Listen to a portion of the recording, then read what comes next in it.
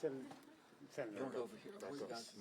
Sir, You okay there? Yeah. So since we last saw you, that inflation report came out saying the U.S. hit the 39-year high in inflation. Does that tell you that Congress should wait until next year to do the Build Back Better bill, if at all?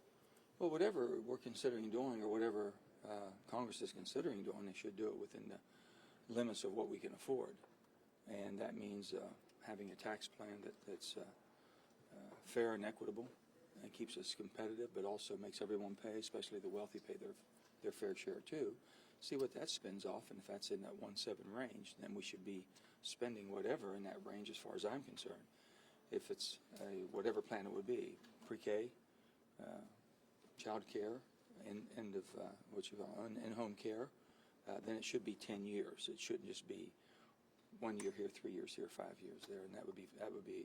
I think it would be very transparent for the public to see exactly what they'd be getting for what we're spending for 10 years. So you won't support it if these programs are temporary? No, we're going to talk. We're still talking. I'm just, I'm listening to everybody, but, I'm just telling you, ask me about inflation is real. It's not transitory. It's alarming. It's going up, not down. And I think that should be something we're concerned about. Geopolitical fallout, we've talked about that. I'm concerned with close to 100,000 troops on the Russian-Ukraine border, and also with the continuous flyovers from China taunting Taiwan. These are all concerns of ours that we're very much concerned about. So we're very, very careful what we do. And I've always said the unknown right now is very, very great, and I want to make sure we can handle and take care of anything that does come at us. So do you think that some of these unknowns, is this legislation becoming more imminent for you, or what are your conversations around a possible deadline or the urgency to get this done? Schumer says December 31st, maybe December, that he'd like to see this, or will it be even more than that? I know people have been in a hurry for a long time to do something, but I think basically we're seeing things unfold that allows us to prepare better.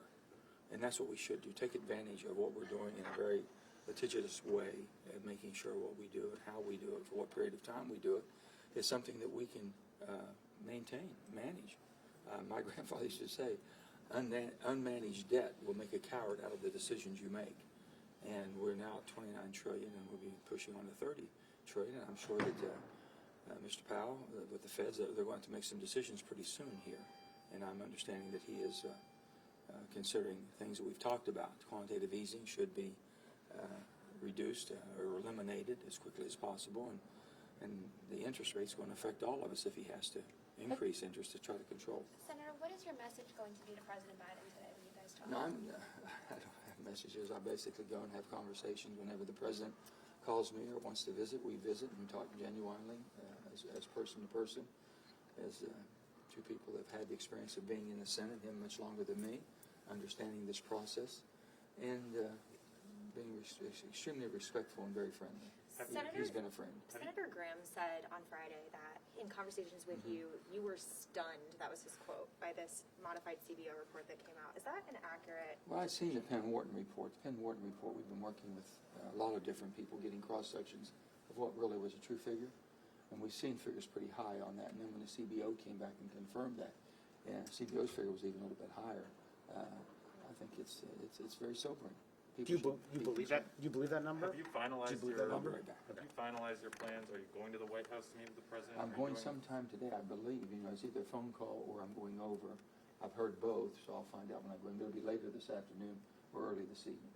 And are you going to tell them whether you want to do this bill now? We're going to talk about exactly what happened on Friday with the CBO score and inflation reports and things of that sort. And I'd like to hear theirs first, the president's first, where he's at and what his concerns may be. Would you believe that CBO number? I mean, the White House says that, look, this is not offset the spending. But the Republicans say this is the true cost. Do you believe it's the true cost, $3 trillion? That CBO is not a Republican or Democrat report. The CBO is a Congressional Budget Office, and they're nonpartisan. And they're going to give it to us the facts the way we like it or not. And I've been very concerned because I've been seeing all the people. The Penn-Wharton is a very, very prestigious institution, and I think a lot of people respect their ability for accuracy, and they have not been off. You don't believe that temporary programs will stay temporary? I just don't think that's a fair evaluation of saying that we're going to spend X amount of dollars, but then we're going to have to depend on coming back finding more money. So you might as well look at the whole whole ball of wax, if you will. And if that cost is 4 or 4.5 trillion, and we're raising 1.5, 1.7, 1.8, whatever we're raising in that, and I'm concerned about paying down debt too. So whatever we raise, I want to make sure there's money going towards paying down debt. We have to start taking care of our debt and be responsible. And then if we don't, if we're not transparent and accurate, then where does the money come from? Do we go back in another bite and more funding, or do we just throw caution to the wind and have debt financing, which has been done by both parties for far too long? What are you One talking more about with some of your progressive colleagues in terms of things like universal pre-K, child tax credit? Because These are Pramila all Jayapal good. has said, though, that those are not red lines for them. It wasn't initially in their core Who said priority that? as Pramila Jayapal. So are you guys looking at eliminating some of those, or just making sure? I they're think paid everyone for? has to choose basically what we can sustain, and that's a 10-year program, okay? And, you know, families, we're speaking to families now, inflation has hit them and hit them hard in West Virginia and all around the country. People are seeing it daily at the food stores and grocery stores, at the pumps.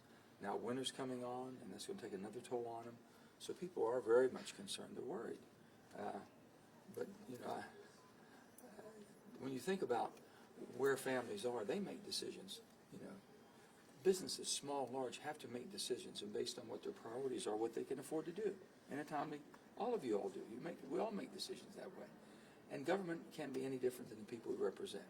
We've got to find the highest priorities we have, make decisions, and move from there. So we'll talk, and I'm happy to talk to anybody and everybody. I've been very open, and I think I've been exactly where I've been from day one, have not changed, and still looking for a responsible way forward. If they expand, if the child tax credit goes away, the child tax, Carve out for voting rights? We're talking about that too. We're meeting and talking about everything. The rules, how do we make the Senate work better? How can the Senate function the way the Senate was designed to function? With some civility and the way we should be treating each other, and not strictly down hardcore party lines and fighting on every issue because you have a D or an R by your name. I would like to think we all belong to the American Party, and we're here for a purpose and reason, to unite our country, keep our country strong and protected.